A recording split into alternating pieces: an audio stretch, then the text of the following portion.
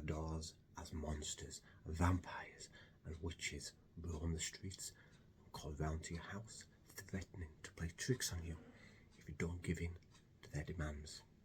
But are those demands reasonable?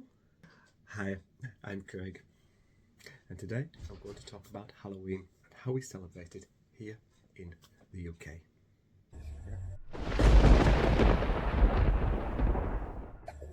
On the 31st of October,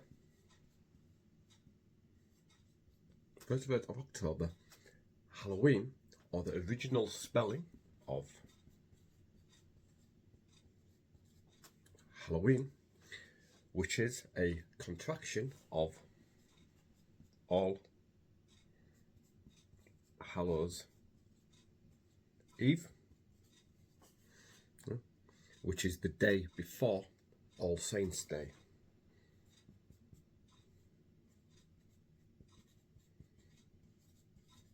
Yeah, it's the day before All Saints' Day. The in Halloween is a contraction of even, right, which is the old-fashioned word for eve or evening. And modern-day celebrations generally involve groups of children dressed in scary costumes, roaming from house to house, demanding trick or treat, fearing the worst. Intimidated householders normally hand over loads and loads of their hard-earned treats in the form of sweets and chocolates to avoid whatever dastardly tricks these kids have in mind. The origins of these celebrations, however, date back thousands of years to pagan times, which is an old religion. Halloween can be traced back to the ancient Celtic festival of Samhain. The ancient Celtic festival of Samhain. And until about 2,000 years ago, the Celts lived across the lands we now know as Britain, Ireland and northern France. Britain and Ireland and northern France. And there is essentially a farming and agricultural population. The pre-Christian Celtic year was determined by the growing seasons and marked the end of the summer and the harvest and the beginning of the dark, cold winter. The festival, it symbolised the boundary between the living world and of the dead.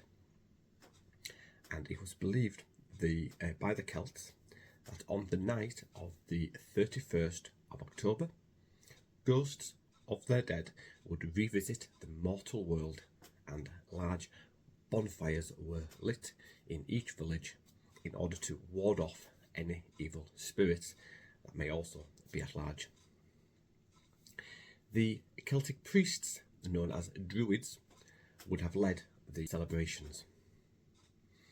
It would also have been the druids who ensured that the hearth fire of each house was relit from the glowing embers of the sacred bonfire, in order to help protect the people and keep them warm through the following long, dark winter months. The Romans, they conquered a lot of the Celtic tribal lands when they were invaded from Midland Europe in 43 CE. And over the next 400 years of occupation and rule, they appear to have worked many of their own celebrations into the existing Celtic festivals. And one example may help to explain the current Halloween tradition of bobbing for apples. The Roman goddess of fruit and trees was known as Pomona, and her symbol just happened to have been that of the apple. As the Romans moved out of Britain in the early 5th century, a new set of conquerors began to move in. First, it was Saxon warriors who raided the south and east of England. And these early Saxon raids were from about 430 CE. The host of Germanic immigrants arrived in East and Southeast England, including Jutes from the Jutland Peninsula, which is what we now call Denmark,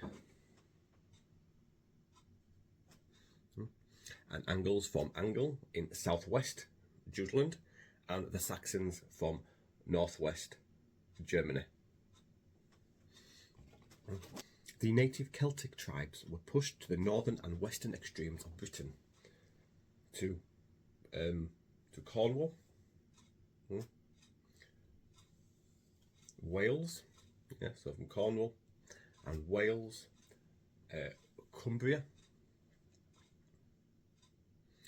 and Scotland, and of course the Isle of Man.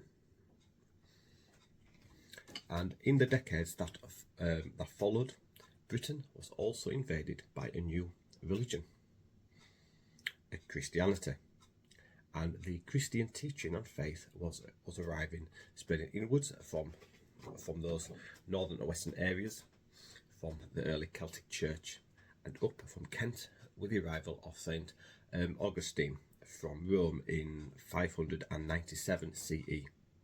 Along with the Christians arrived the Christian festivals, and amongst them All Hallows Day. All Hallows Day, also known as All Saints' Day, which was a day to remember those who had died for their beliefs. Originally celebrated on the 13th of May, it was Pope Gregory. It was Pope Gregory, sometime in the 8th century, who had the date of the All Hallows feast moved to the 1st of November. It's thought that in doing so, he was attempting to replace or remove the Celtic Festival of the Dead with a related church-approved celebration. The night or evening therefore became known as All Hallows Eve.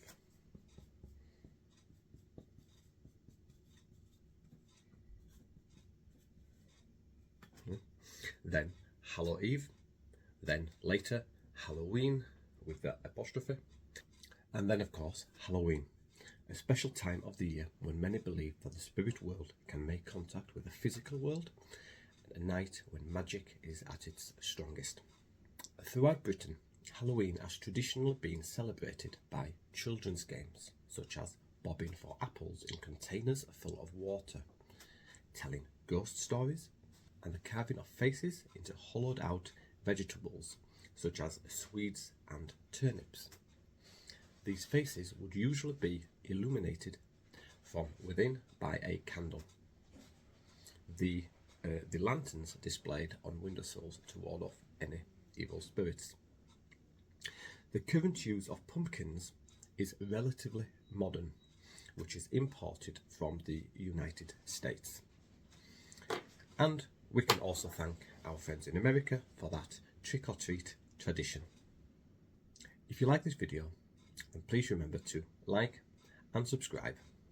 And if you'd like to improve your English, or if you would like to learn more about British culture and customs, then click in the link in the description and book a trial lesson with me. And I'll see you in the next one. Bye for now.